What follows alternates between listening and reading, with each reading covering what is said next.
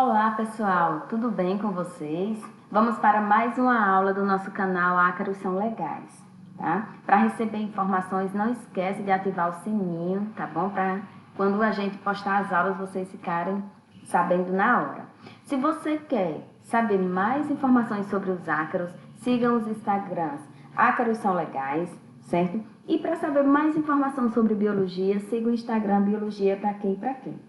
Hoje nós vamos falar dos principais grupos de importância agrícola, que são aquelas famílias de ácaros fitófagos, né, que apresentam importância agrícola por causarem danos, né, a plantas cultivadas, certo? Então, dentro desses ácaros que apresentam essas importâncias, nós temos a ordem dos trombidiformes, né? São ácaros fitófagos que podem causar dano significativo a plantas.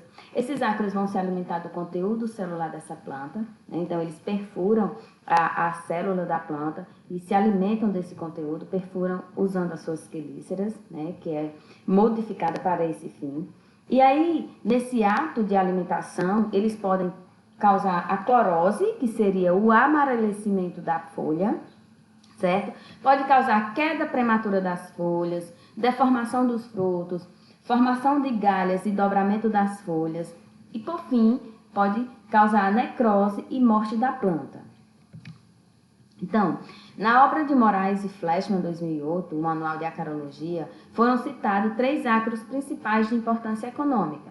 Essas 3 espécies são elas polífaga e cosmopolita, né? As 3 espécies estão aqui representadas para vocês. A primeira é o Tetranicus urtice, é um ácaro da família Tetraniquidae, né? Depois nós temos Brevipalpus fenecis, que é um ácaro da família Tenuipalpidae. E por último, Polyphus tarsonemus latus, que é um ácaro da família Tarsonemidae. Então, cada um vai ser abordado em cada uma das aulas que falam sobre família, mas já esclarecendo, né, que nós temos outras famílias também, outra família, que é a família Eriophidae, né, que tem ácaros que apresentam grande importância econômica, e dentro da família dessas famílias, nós temos outras espécies também que apresentam importância econômica, certo? Então, aqui são as famílias, né, as principais famílias de importância agrícola, seria a família Tetraniquidae, Tarsonemidae, Eriophidae, né, e a família Tenuipalpi. Mas nós também temos a família Phytosaceae, que é uma família de ácaros predadores, né, que está entre as famílias que se destacam, né, de ácaros que são utilizados no controle biológico. Claro que nós temos outras, mas essa é a família onde tem mais espécies que são utilizadas para esse fim. É a família onde estão uma grande quantidade de inimigos naturais que tem contribuído bastante, né, no controle de algumas das espécies que nós vamos falar no decorrer das nossas aulas. E aí, começando com a família Tetraniquidae, né, o nosso ácaro mais representativo seria o Tetranicus urtice. Essa espécie é conhecida mundialmente, ocorre em diversas plantas, né, espécies de plantas, tem causado grandes problemas, né, e aí os estudos em volta desses ácaros são bastante acentuados por conta desses problemas que ele causa, desses danos e esses prejuízos que ele vem causando para a agricultura. Há mais de 1.200 espécies, né, dentro da família Tetraniquidae, distribuídas em 71 gêneros. São ácaros estritamente fitófagos, tá? São conhecidos como ácaros de teias, né? E uma característica desses ácaros, assim, quando você está observando ao microscópio, né, ácaros dessa família, é esse complexo chamado de unha-dedão, né, que você observa lá no palpo do ácaro. A teia, né, ela tem a função de proteger os ácaros de seus predadores, protege das gotículas de chuva, né, ajuda na dispersão dos ácaros, impede o estabelecimento de outras espécies, né? Então, são ácaros que produzem uma certa quantidade de teia. Então, quando você chega ali no campo para fazer uma coleta, né, se você se depara com uma planta com essa teia lá, e aqueles bichinhos andando sobre ela ou sobre ela, né? Então, você já pode parar e pensar, nossa, aqui pode ter uma infestação de ácaros da família Tetraniquidae, tá bom? Então, é uma característica que ajuda, assim, logo de início, né, a identificar se tem ácaro dessa família, tá bom? E aí, dentro dessa família, existem espécies que produzem mais quantidade de teias e outras que produzem uma menor quantidade de teia. E as que produzem a maior quantidade de teia estão nos gêneros tetrânicos, oligônicos e esquizotetrânicos. Pela imagem aqui você consegue ver o tamanho da teia que esses ácaros, né, conseguem construir. Quanto à reprodução, eles se reproduzem por partenogênese arenótoca, fêmeas originando machos. Também pode ocorrer reprodução sexuada e menos comum a partenogênese telítoca, né, onde fêmeas originarão fêmeas. Existe dimorfismo sexual entre as espécies. No caso dessa espécie aqui, que é o Tetranicus bastose, né, nós vemos que existe uma diferença na coloração entre machos e fêmeas, com essa fêmea mais arredondadinha e vermelha, né, mais globosa, o corpo mais globoso, enquanto que o macho apresenta esse corpo mais afiladinho, né, e a cor mais indo para o verde, mais esverdeado. O desenvolvimento, né, dos ovos vão eclodir larvas, né, depois emergirão protoninfa, aí vem uma deutoninfa e por último adulto. A larvinha, como já foi dito para vocês, apresenta 3 pares de pernas, os outros estágios com 4 pares de pernas. Esses ácaros, eles se dispersam caminhando, né, a pequenas distâncias, dispersam através do vento, onde eles vão fazer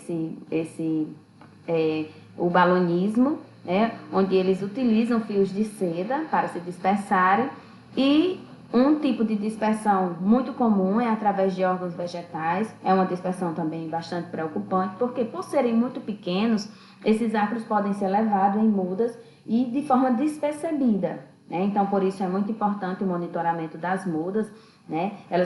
Para que elas não saiam de um lugar levando, por exemplo, uma determinada praga, que talvez não tenha nessa outra região, né? E aí, essa praga, se for levada, dependendo das condições ambientais, ela pode se estabelecer, né, por lá e vir a causar grandes problemas para os agricultores, certo? Nossa primeira espécie dentro da família Tetranichidae, né, é o Tetranicus mexicanus. É um ácaro encontrado em seringueira, bananeira e citros, né? Comumente chamado de ácaro vermelho, ele tem essa coloração vermelha alaranjada, né? Pode ser também verde pardacenta com pontuações pretas, tá? Atacam principalmente folhas mais novas, né? E em populações muito elevadas pode levar à queda das folhas. Então é um ácaro, né, que tem importância para essas culturas que eu falei agora. Depois nós temos aqui dentro dos gêneros oligônicos, né, as duas espécies, Oligônicos ilicis e Oligônicos iotese, certo? São ácaros encontrados em eucaliptos e café, são também chamados de ácaros vermelhos, né? As regiões onde eles foram encontrados foi no Rio Grande do Sul e Santa Catarina, eles são mais comuns nessas regiões, né? Eles geralmente preferem ficar na face superior de folhas desenvolvidas, né? E quando ele começa a se alimentar, inicialmente aparecem pontos necróticos, e esses pontos vão evoluindo para manchas extensas escuras e, por fim, pode causar a desfolha da planta, né? Então, pode causar danos e danos econômicos, tá, gente? Aí nós temos também o ácaro vermelho europeu, que é o Panonicus zumi, né? Esse ácaro, ele é bem bonito, tá? Existe aqui um dimorfismo entre as fêmeas e os machos. As fêmeas, gente, elas apresentam, ó, essas setas da parte dorsal do corpo inserida em tubérculos brancos. Então, você está lá no campo com a lupinha de bolso, né? E aí você vê uma infestação por um ácaro vermelho, você começa a observar, já dá para você ter uma ideia de que gênero está ocorrendo ali, de que espécie está ocorrendo ali, tá? O macho, ele é mais afiladinho, né? Mas ambos apresentam uma coloração semelhante. Então, esses ácaros são prejudiciais para a cultura da maçã, pera, uva, pêssego, certo? E outra característica bacana que dá para observar em campo, né, são os ovos de inverno, os ovos invernantes, né? Esses ovos com essa coloraçãozinha aqui avermelhada. Mas eles também colocam esses ovos aqui chamados de ovos de verão. Então, você vai poder observar esses 2 padrões de ovos quando você está trabalhando com Panonicus zumi. os danos que eles causam, eles deixam essa folha com aspecto bronzeado e causam amarelecimento, né? Então, são danos característicos de ácaros dessa família. E aí nós temos o nosso ácaro verde da mandioca, que é o Mononychielus thanajoa, né? Ele apresenta essa coloração esverdeada, é específico para a cultura da mandioca, para a manihot, né? Mas também é encontrado em passiflora cicinata, certo? Então é um ácaro bastante estudado também pelos danos que ele causa na mandioca. Então, se você chega lá numa plantação de mandioca, num cultivo de mandioca, e se depara com plantas, né, com essas características aqui, então você vai imaginar que o Mononychielus thanajoa está lá, né? Você pode pensar, aqui tem Mononychielus thanajoa, ou aqui teve Mononychielus thanajoa, certo? Porque é bem característico, né, as injúrias que eles causam nas plantas de mandioca. E por último, nós temos a espécie mais conhecida dentro dessa família, que seria o Tetranychus ursi. Eu falo mais conhecida porque ele é polífago, né? Ele é cosmopolita, então em muitas plantas a gente consegue encontrar esse ácaro, tá? Comumente ele é chamado de ácaro rajado, porque ele apresenta esse par de manchas laterais aqui escuras, né? Por isso dá esse nome. Ele produz uma grande quantidade de teia e ele tem preferência pelas folhas medianas e basais, né? Esse ácaro, ele exerce uma preocupação bastante grande, porque existem relatos de muitos casos, né? 389 casos de resistência a 92 ingredientes ativos diferentes, né? Então, existe uma preocupação em se achar um controle eficiente para Tetranychus ursi, para ser usado individualmente ou associado a um acaricida, né, fazendo uso do MIP. Mas existe essa preocupação muito grande em estar sempre procurando produtos que possam controlar esse ácaro em campo, porque ele consegue adquirir resistência, né, a vários ingredientes ativos. Então, é um ácaro que tem causado grande preocupação e também muitos estudos em torno dele. E aí ele pode causar amarelecimento da folha, clorose, necrose. Então, são características que são comuns, né, a ácaros dessa família. Gente, então era isso que eu tinha para conversar com vocês hoje, né? Não esqueça de se inscrever no canal, curte aí nossas aulas, comenta para ajudar no crescimento do canal, né? Segue aí o Instagram, Ácaros São Legais, Biologia para quem e para quem, tá? Ajuda a gente aí a crescer e trazer mais informações para vocês. E obrigada!